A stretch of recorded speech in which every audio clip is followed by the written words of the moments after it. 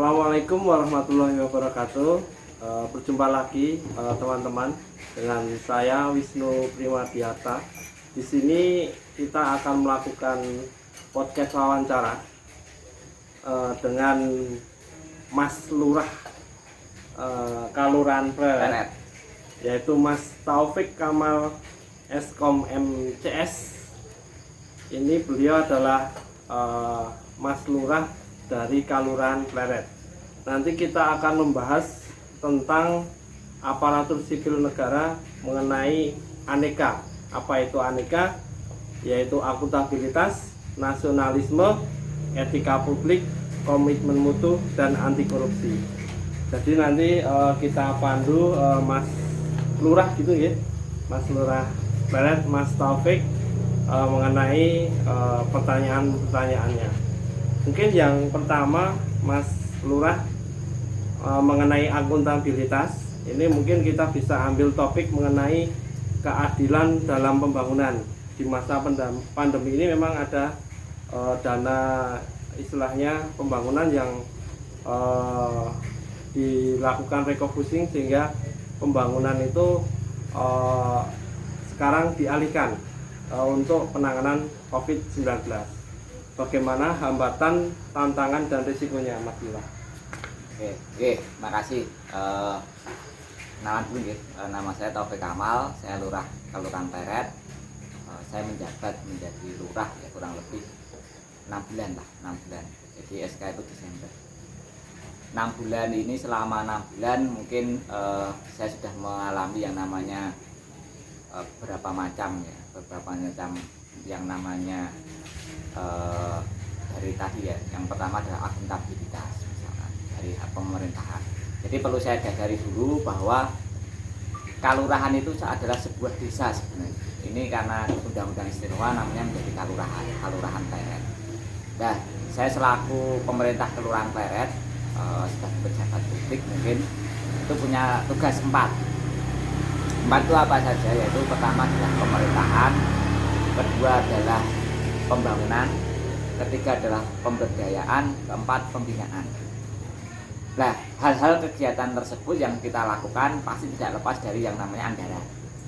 Yang pertama, dasar pemerintahan di desa itu kan pakai Undang-Undang 6 tahun 2014. Dan terakhir mungkin kita melihat desa itu kan sekarang ada yang namanya dana desa. Penanganan COVID lebih banyak menggunakan yang namanya dana desa. Walaupun dari kabupaten sendiri itu ada yang namanya ADD, alokasi dana desa. Yang kita kelola adalah sekitar kurang lebih 3 miliar 400. Jadi warga saya ada 14.000 atau sekitar kurang lebih 13.915 warga.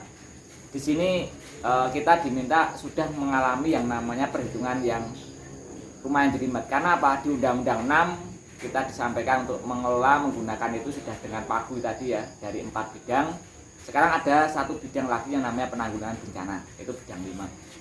Nah, di sini kita diamanati pakai undang-undang PMK ya, atau istilahnya peraturan pemerintah atau peraturan Menteri Keuangan nomor 222 tahun 2020 berkaitan dengan yang namanya anggaran.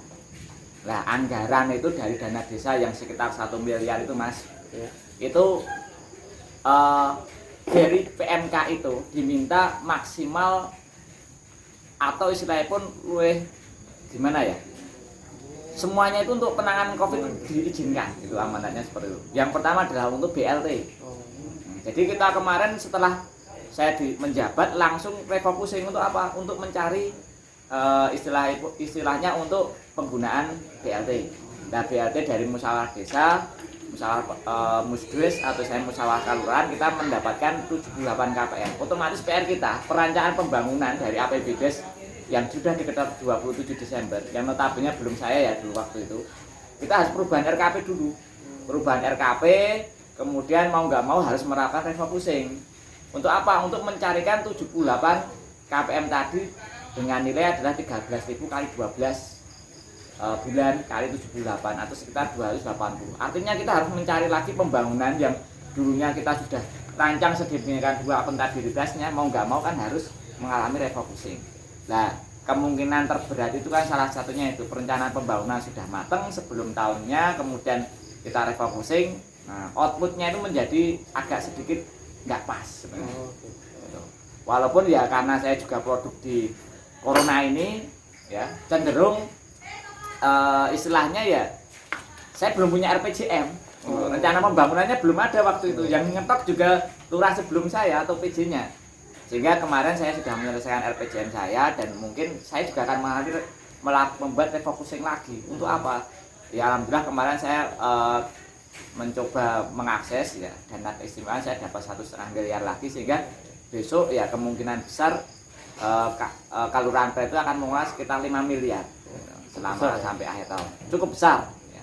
Sehingga tantangan dalam penjabarannya, kemudian pemanfaatannya, pertanggungjawabannya cukup rumit, tapi nggak masalah. Intinya karena kita transparan, misi saya juga harus menggunakan namanya good governance, penyelenggaraan pemerintahan yang baik dan transparan dan profesional. Insya Allah tidak menjadi masalah berapapun dana yang kita kelola. Oke, luar biasa. Oke, kalau ini yang kedua yaitu mengenai nasionalisme, mungkin bisa berkaitan dengan kegiatan cinta tanah air, apa yang dilakukan di kelurahan ini, hambatan dan tantangan maupun resiko yang dihadapi. Boleh. Masalah nasionalisme ya, hal yang vakum atau istilahnya hal yang perlu diketahui juga. Nasionalisme itu apa toh sebenarnya gitu? Rasa nasionalisme kita, bahkan kumpulan dari beberapa desa itu kan yang membentuk suatu tanah air. Desa itu punya hak asal usul yang jelas dan itu diakui negara.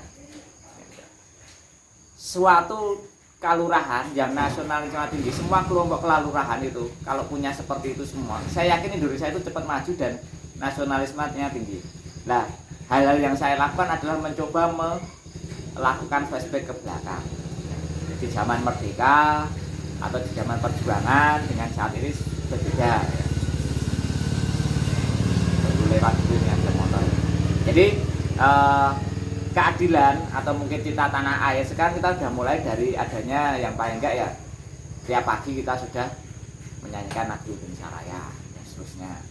Ya itu kemudian kita juga tanamkan kepada masyarakat namanya cinta tanah air itu rela berkorban, kejujuran dan seterusnya. Nanti ranahnya kita mencoba melihat ke atas ya. Pemerintah itu punya visi misi seperti apa, kita coba sampai ke bawah ya. Termasuk kita menyerap dalam RPJM kita, kemudian nanti bagaimana menumbuhkan rasa memiliki ya.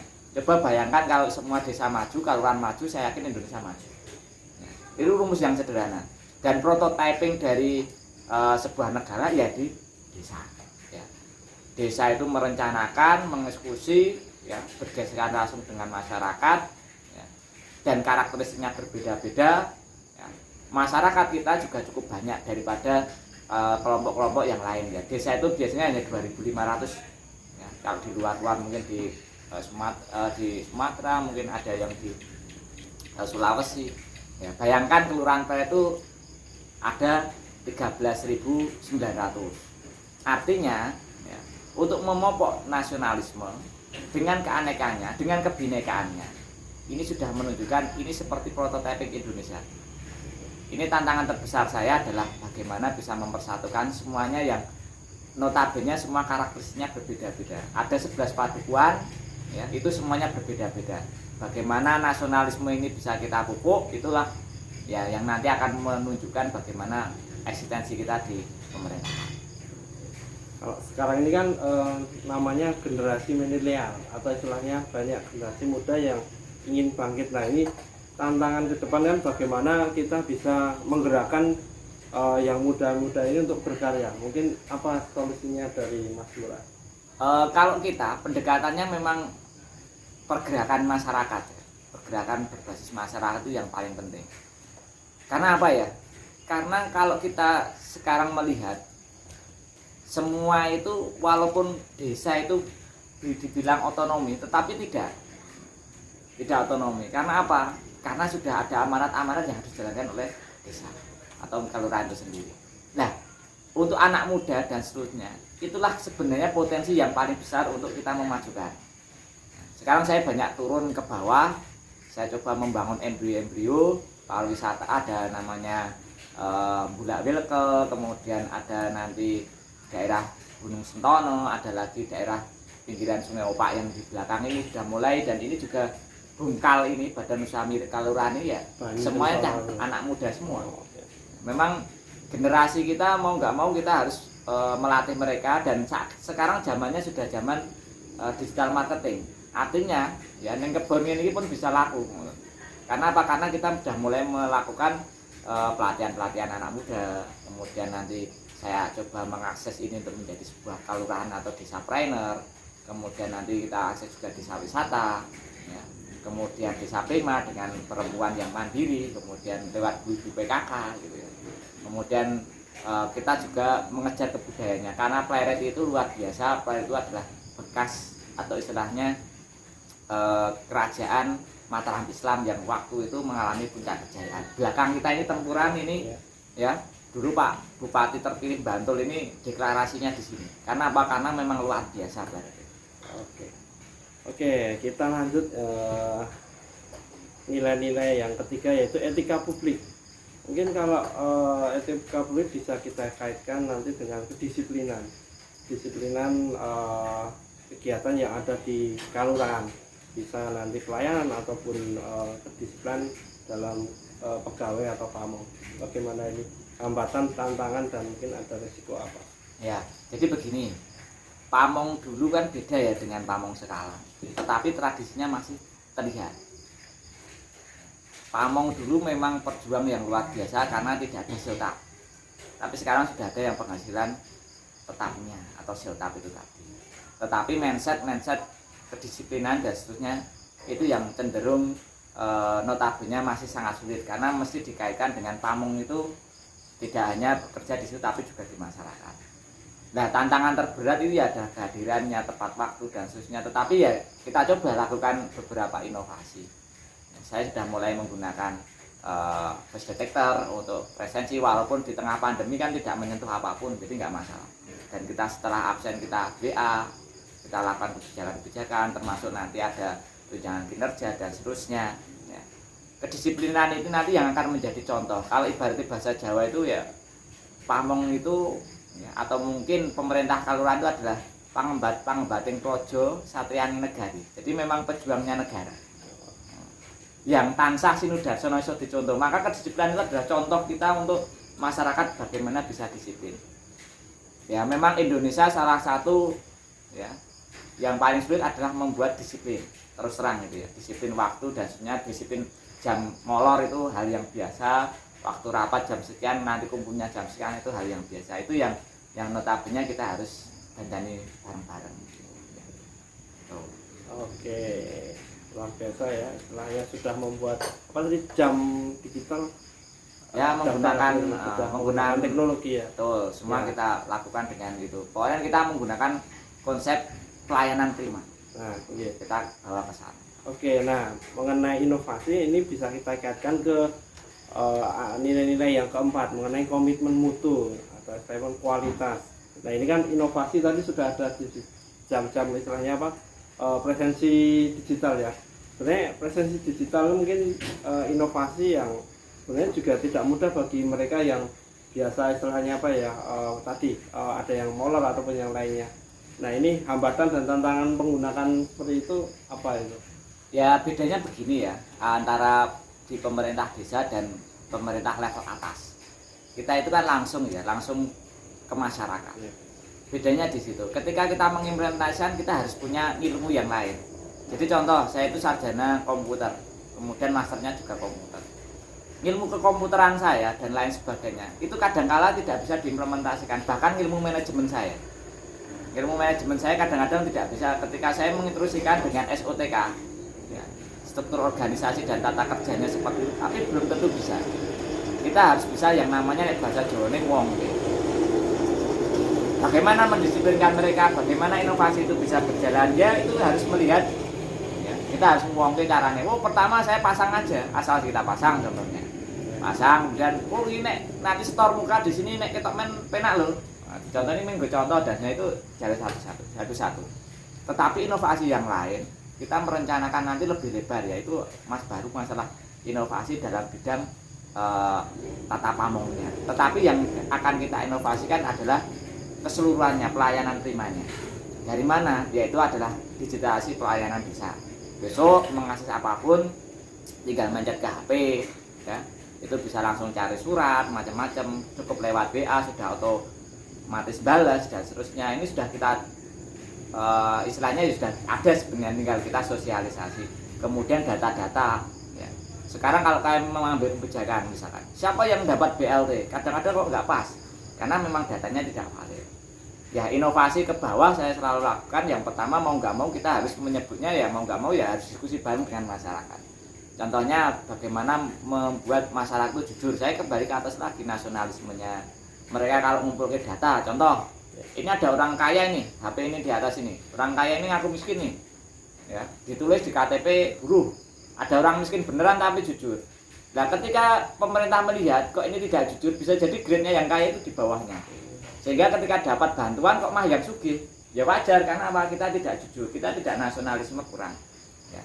Inovasi semacam pendataan yang istilahnya transparan, kemudian nanti sampai ke tingkatnya padukuhan, bahkan ke saya merencanakan nanti Pak RT itu bisa update lewat HP. Ya. Kemudian pelayanannya kita menjadi sangat maksimal ketika dia tidak harus muter-muter ke Pak Duku, Pak RT, dan tinggal pencet. Ini sudah kita skematisnya. Jadi sudah ada proses untuk mendigitalisasi pelayanan desa. Ya.